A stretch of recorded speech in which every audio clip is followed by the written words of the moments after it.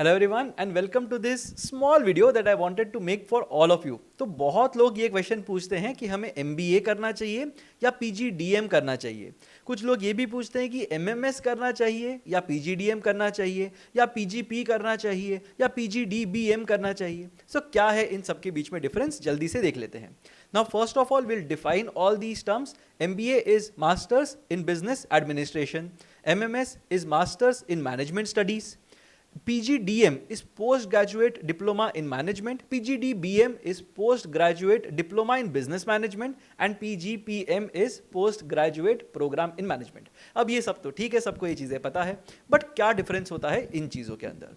So technically अगर एक चीज़ देखी जाए, that masters education is required for you to do a PhD। तो अगर एक कॉलेज में से मास्टर्स डिग्री तुम्हारे पास है, if your certificate says you are a masters degree holder, then you will basically be eligible for a PhD admission. But PhD equivalent चीज अगर करनी है, जैसे IIMs के अंदर FPM नाम का एक प्रोग्राम होता है, फेलोशिप प्रोग्राम इन मैनेजमेंट। तो अगर एक फेलोशिप प्रोग्राम करते हो, दैट इज PhD इक्विवेलेंट। उस प्रोग्राम के साथ you will be able to teach in various colleges within the country as well. तो यहाँ पे अगर टीचिंग में इंटरेस्ट है तो having a masters degree is better, but I am assuming that all of you are not here to become professors at universities. अगर professors बनना है या प्रोफेसर बनना है आगे जाके, then you should ideally look for a masters degree, because उससे तुम्हारा हैसल कम हो जाएगा। But even if you are a PGDM holder और a PGDBM holder, should not be a problem at all. FPM करके you can always get in to the faculty वाला root.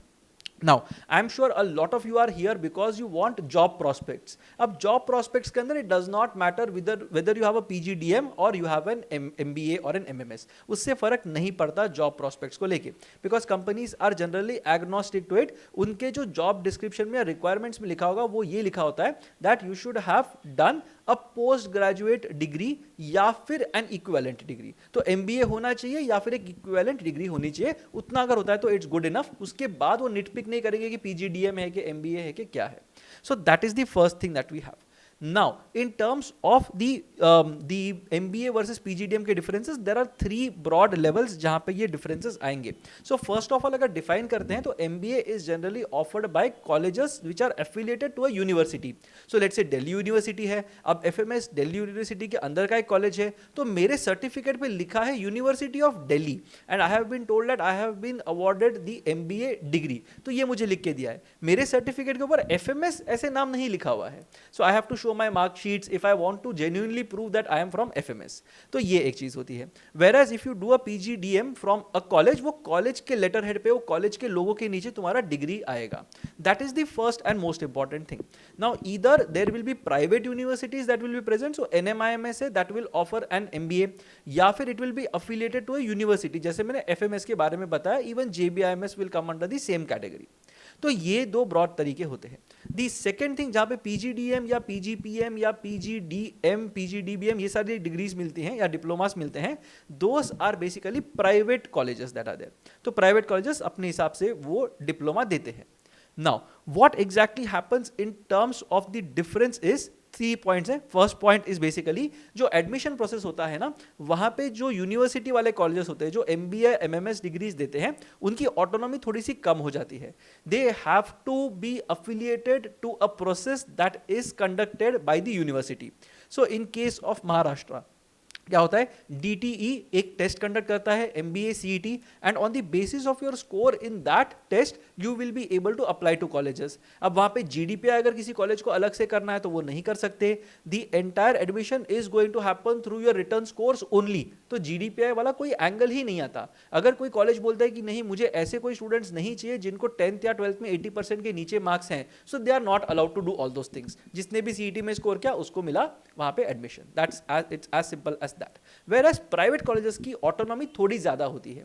They will be able to filter candidates, they will be able to have GDPI rounds, and उसके बाद ही वो decide करेंगे कि किसी को लेना चाहिए कि नहीं लेना चाहिए।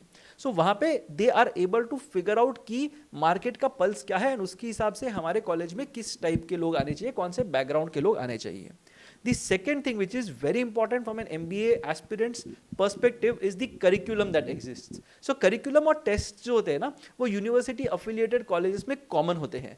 So उसमें problem क्या आता है, अगर let's say for example मुझे एक AI module introduce करना है, इन माई पर्टिकुलर कोर्स, तो मैं नहीं कर पाऊंगा if I am affiliated to a university.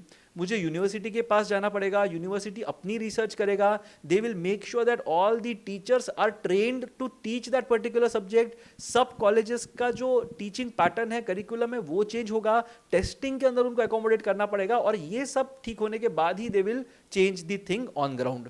जबकि प्राइवेट यूनिवर्सिटीज के अंदर अगर एक आधा मेरे को इलेक्टिव इंट्रोड्यूस करना है, it becomes very easy for me, purely because मुझे बहुत ज्यादा ब्यूरोक्रेसी फेस नहीं करनी पड़ती। The teachers who are present might have the skill sets to teach this, it is linked only to my college, तो I am able to do it very quickly. So PGDM का generally जो curriculum होता है ना, वो ज्यादा updated होता है कंपेयर टू एमबीए एमएमएस के करिकुलम। बट ऐसा जरूरी नहीं है कि मतलब बाकी प्रोग्राम्स बहुत बकवास होते हैं और पीजीडीएम के लिए ही जाना चाहिए, but purely from a curriculum updation stand point PGDM has a certain age. The third difference that is in terms of student quality. अब मैं ये नहीं बोलूँगा कि MBA/MMS के स्टूडेंट क्वालिटी काफ़ी खराब होती है, ऐसा तो बिल्कुल नहीं है। Good students enter these colleges, but the problem is जो CET है ना, वो जो एनरोलमेंट के लिए ठीक है, we can use it, but placements के लिए उसको यूज नहीं कर सकते। प्लेसमेंट के लिए जो कंपनीज आएंगी वो तो देखेंगे ना कि भाई 10th स्टैंडर्ड में मार्क्स कितने हैं, 12th में कितने हैं, कम्युनिकेशन स्किल्स कैसे हैं, कंटेंट कैसा है, जनरल नॉलेज कैसी है, प्रेजेंटेबिलिटी क्या है, so all those things will be looked at. So MMS programme के अंदर या एमबीए प्रोग्राम्स के अंदर, because it is such a rigid process, the colleges might not be able to filter out the candidates who might not be able to get placed well, जबकि PGDM के अंदर वो opportunity college के हाथ में होती है। सो एज अ बैच अगर देखोगे तो पीजीडीएम का batch will be much more diverse, will be probably better spoken, more presentable so to say, will have a more rounded CV compared to an MMS का batch.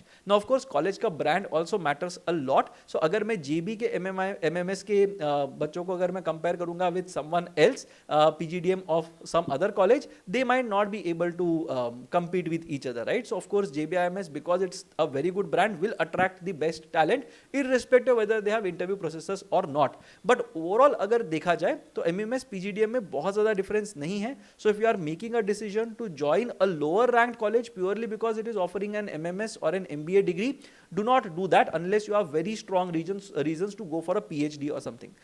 Unless except for that, अगर better brand मिल रहा है और वो PGDM offer कर रहे हैं, तो I don't think it's a problem at all.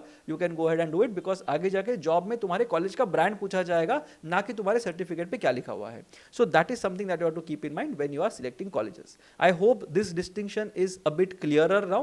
In case there is some doubt that you have in terms of these terms, do let me know in the comment section below and I'll try to help you with these particular queries. I'll see you again in the next video.